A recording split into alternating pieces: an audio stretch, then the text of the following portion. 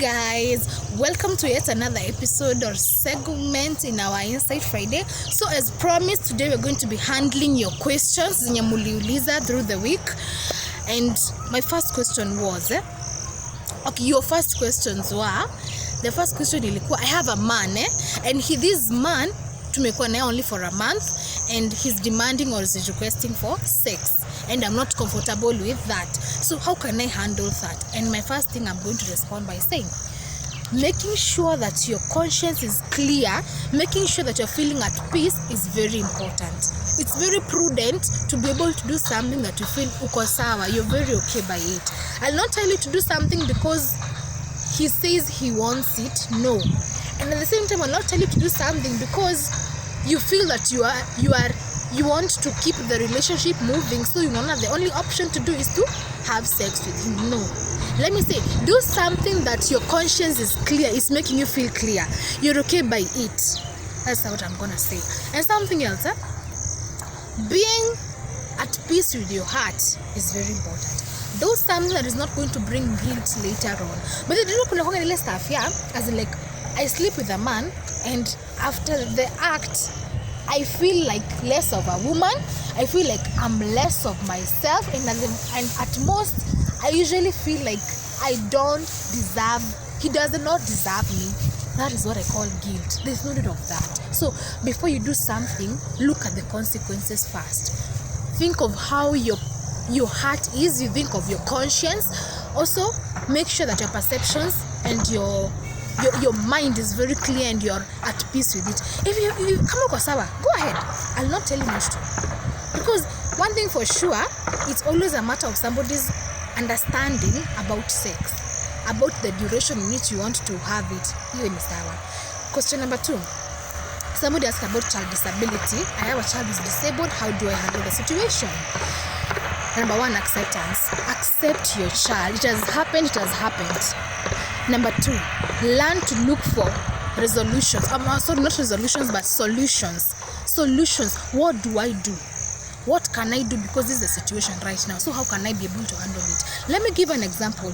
We have children with knocked knees, knocked feet, miguu zimeangaliana, and some of them are going away from each other. They're like these.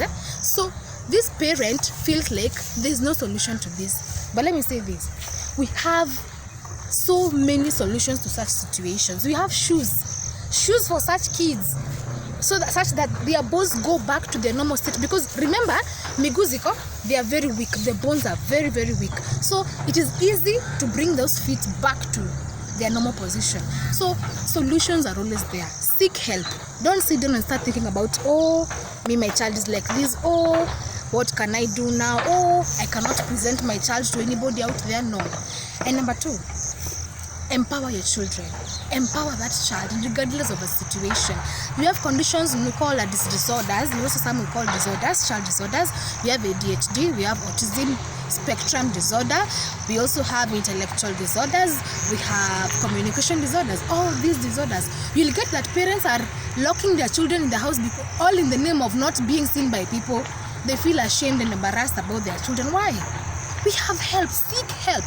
Seek professional help, whereby we have people who can assist you. We have pediatrics who are there. We have physicians who can be able to deal with those bones, all those. And my last question, I've tried to summarize so many questions together, so many. And this is the last question. Somebody asked about mental health and leadership. Mental health and leadership is very vital, whereby you cannot be unstable and you lead people. That cannot be able to happen. I'm expecting to lead people, in the same time I'm expecting a positive response from them. So being stable is the first step towards leadership. Maybe you feel like you're not okay, you have an issue with drugs, you have an issue with alcoholism. All that is it's a matter of seeking rehabilitation, therapy, medication, and everything moves back to the normal track. Sawa. I've just addressed a few of the questions that I felt needed a lot of pressing. They needed a lot of explanation, especially when it comes to disability. As a parent, make sure that you utilize the facilities and the resources that you have to make sure that this child gets back to his or her feet. And in so doing, we are going to be nurturing our own community, we are going to be nurturing our own country in one way or another. And until next time, I'm still going to summarize your questions because there are a number of them. I'm still putting them together, but because I promised on Saturday I have to bring a video, I had to put together the most important questions. So until next time, this has been your host, Jacqueline Njiko.